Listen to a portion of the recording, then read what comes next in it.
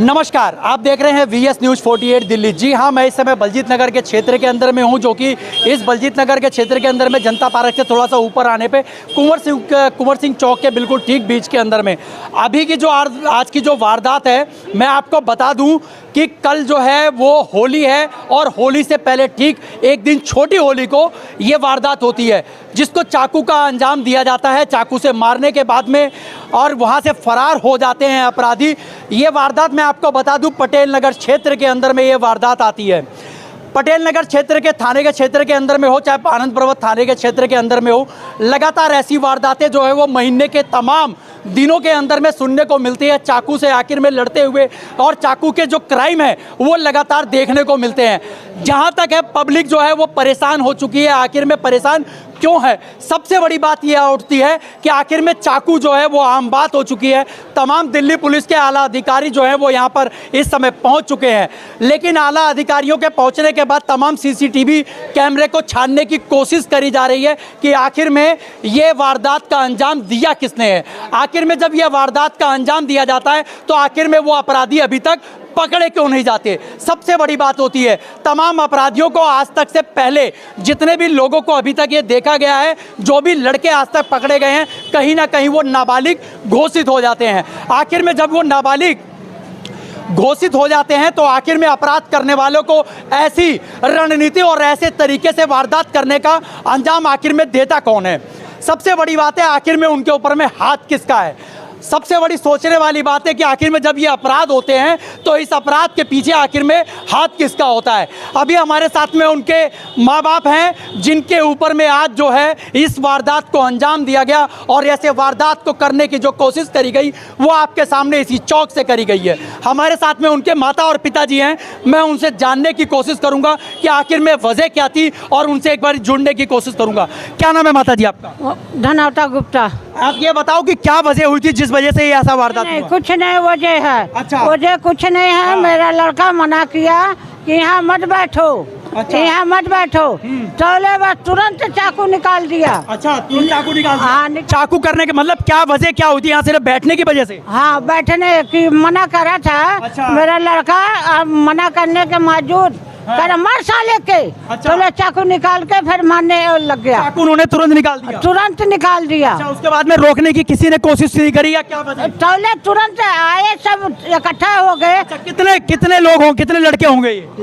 4-5 थे। 4-5 लड़के थे। और क्या मतलब उससे पहले कोई वारदात हुई थी? उससे पहले कोई वजह बताई गई लड़ाई हुआ था? पहले बैठते हैं तो सब मना करते हैं गली वाले कि यहाँ मत बैठो। अच्छा। नहीं कहते तुम्हारे बाप की जगह है। अच्छा। हम बैठेंगे। क्या नाम है भाई का जिसको चाकू लगा है? कमलेश कुमार गुप्ता।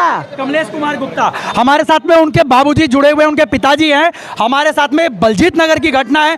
बलजीत नगर के अंदर में तमाम ऐसी घटनाएं जो हैं वो लगातार आपको ये हमारे YouTube के माध्यम से भी आपको दिख रही होगी और लगातार जो है वो अभी इस समय वायरल चल रही है। तमाम यहाँ पर पुलिस अधिकारी जो हैं वो इस समय यहाँ पर पहुँचे हुए हैं। अभी शायद हम लोग उनसे भी जानने की कोशिश करेंगे कि आखिर में ये वजह क्या है जिस वजह से ऐसे जो क्राइम करने वाले लोग हैं, जो उनकी वारदात जो है वो बढ़ती चली जा रही है। ऐसे अंजाम के साथ में लोग आज जीने पर मजबूर हैं। अगर कल होली का त्यौहार है जो कि भाईचारे का एक प्रतीक ऐसा त्यौहार है जिसको रंगों के द्वारा जो मनाया जाना चाहिए, आखिर में वो खून की होली क्यों मनाई जाती है? इसके पीछे भी सबसे बड़ी सोचने और समझने वाली बात होगी कि आखिर में हर बंदा, हर व्यक्ति आज दहशत में क्यों है। हमारे साथ में उनके पिताजी हैं, हम उनसे जानने की कोशिश करेंगे। अंकल जी, क्या बात हुई थी पूरी बताइए आप।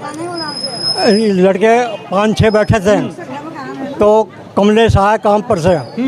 उसने लड़कियों को रंग मार रहे थे। अच्छा। तो उसने मना किया, भगाया। उसके बाद वो आए। हाँ। आए तो फिर चाकू निकाल लिए। अच्छा। मारने लगे। मार दिया उनके पास चाकू? अच्छा, उनके चाकू हाथ पे लगी है इस समय? नहीं। कितने चाकू लगे? कितने चाकू लगे? एक चाकू हाथ में लगी है और अंगूरी में लगी। एक उंगली में लगी है। अच्छा, अंगूरी में लगी है, हाथ में। उनको बचाने की कोशिश करिए, आगे पीछे से बताइए। इधर आइए। काट दिए। अच्छा सर, हम उनके किराएदार हैं, बेल्ट भी काट दिए चाकू मार के। अच्छा, चाकू मार के बैठ हाँ। दिया था। क्या नाम है आपका? मेरा नाम विनोद कुमार बिंदु मौर्य। एक हमारे साथ में कोई महिला जुड़ी हुई है, 1 मिनट इधर आइए। आप क्या नाम है आपका? आप उस समय सामने कौन था?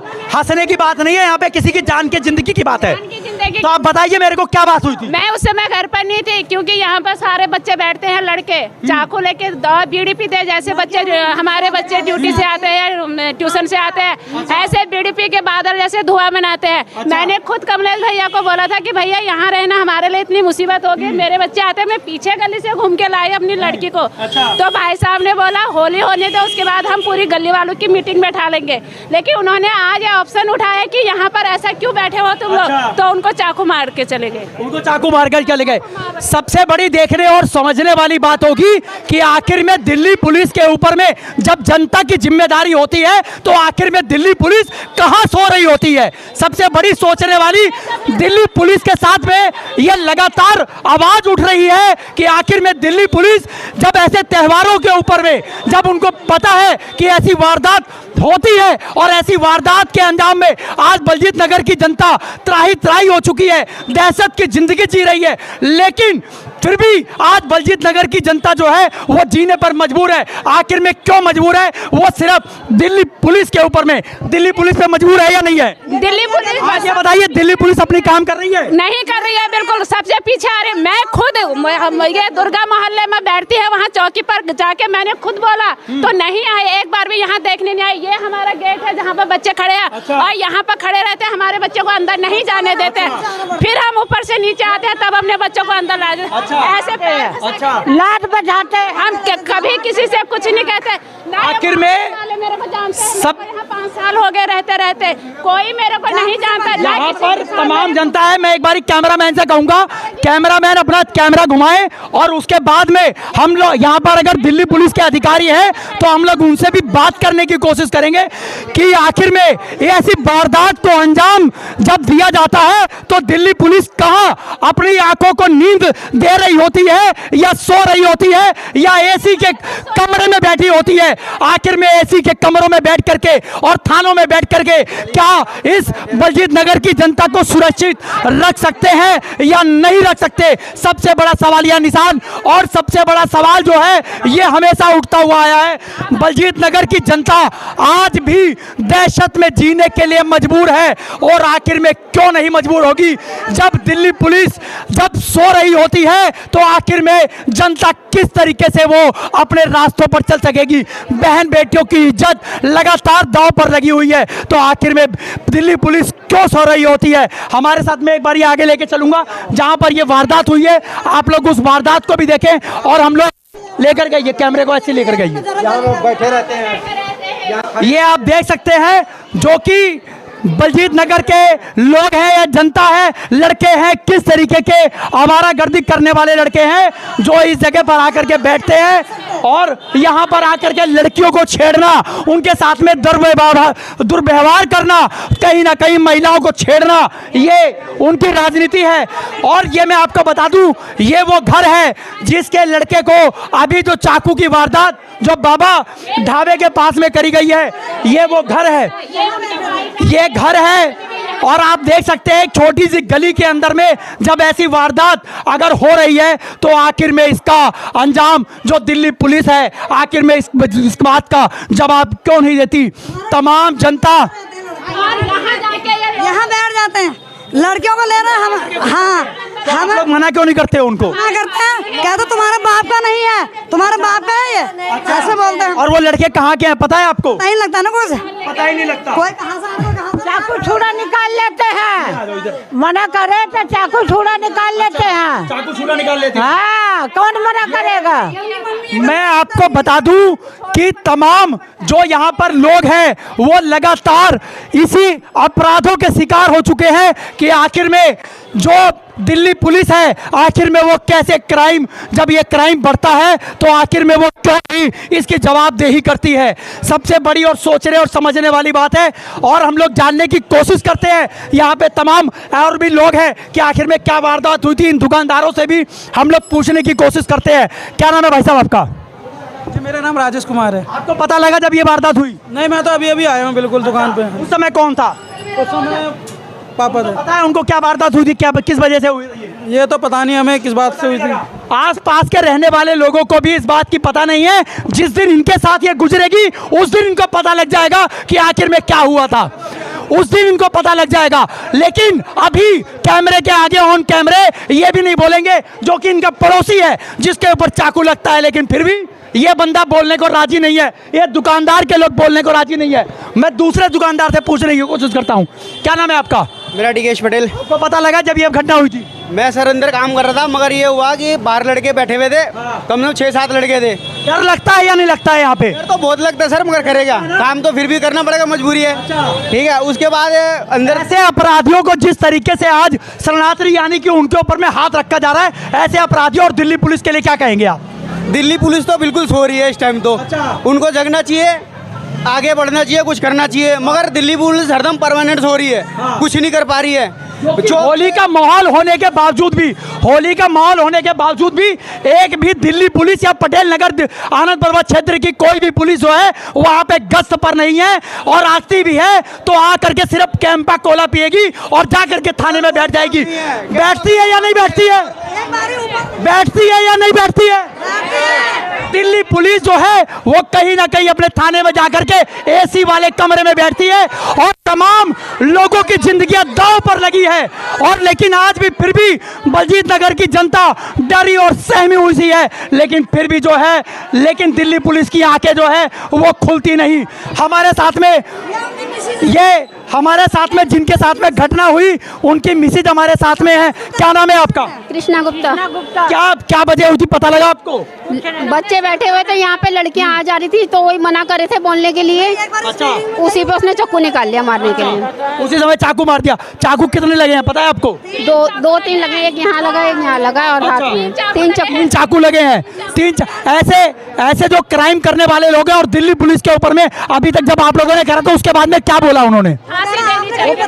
वो कुछ कहते ही नहीं है, क्या बोले पुलिस वालों ने? कोई बात नहीं बोली। मैं तो कहती हूँ पुलिस भीड़ कम करो और जाओ, भीड़ कम करो और जाओ, और लेडीज अपने अपने घर में बैठो बोला। नहीं गई देखना कौन सी बिल्डिंग का। अच्छा, यहाँ पे सीसीटीवी फुटेज जो लगी है वहाँ लगी, पता लगा? लड़का है, इस बिल्डिंग का लड़का है, लेकिन अच्छा, इस बिल्डिंग में नहीं गए हैं। ये सामने वाली बिल्डिंग के अंदर में बताया जा रहा है कि इसी सामने वाली बिल्डिंग में से कोई लड़का है जो यहाँ पर आया और उसने इनों के साथियों ने मिलकर के चाकू से जो है वो इनके ऊपर में हमला किया। आखिर में ऐसे वारदात जब बगल में रहने वाले बगल के लोगों को मारते हैं, पड़ोस में रहने वाले लोग जब पड़ोसी को मारेंगे तो आखिर में सुरक्षित कौन है? सबसे बड़ी जवाब देने वाली बात है कि अगर अपने भाई से, अपने पड़ोसी से अगर लोग सुरक्षित नहीं तो आखिर में पूरी बलजीत नगर की जनता कहाँ सुरक्षित होगी? ये आप हमें बता दीजिए। बताइए क्या करते आप? सुरक्षित है कोई? नहीं है सुरक्षित, ना बहू है ना बेटियां है, कोई नहीं है सुरक्षित। बच्चे पैदा हो रहे 12-12, 14-14 साल के बच्चे चाकू लेके घूम रहे हैं, तो कहाँ? साथ में एक भाई साहब जुड़े हुए हैं, मैं इनसे एक बार जानने की कोशिश करता हूं। आप क्या नाम है आपका? मेरे को नहीं पता, मैं तो अभी आगे खड़ा। अभी जो ये घटना हुई है आपको जानकारी नहीं है, लेकिन आप इस घटना के ऊपर में आप ये बताइए कि जिस तरीके से दिल्ली पुलिस की कार्रवाई है, पटेल नगर का थाना ये पड़ता है, पटेल नगर का थाना क्षेत्र पड़ता है, और एक महीने के अंदर में 7 से 8 वारदात हो जाती है, और दिल्ली पुलिस की नींदें जो हैं वो अभी तक वो सो करके नहीं उठते हैं। इसके बारे में क्या कहेंगे आप? इसके बारे में अब क्या कहेंगे, तो पुलिस को ही देखना है ना, हमने थोड़ी देखना अभी। अभी ये बताइए, दिल्ली पुलिस की कार्रवाई आपको लगता है कि बलजीत नगर के अंदर जिस तरीके से मर्डर के केस हो रहे हैं, क्या ये सही है? नहीं, इतनी तो सही नहीं है अभी। नहीं है ना सही? ये मैं आपको बता दूं, जिस तरीके से लगातार जिस तरीके से मर्डर के केस और चाकुओं के केस आ रहे हैं, कहीं ना कहीं घायल करने और इस तरीके के केस जो आ रहे हैं, तो कोई भी जनता यहाँ पर सुरक्षित नहीं है।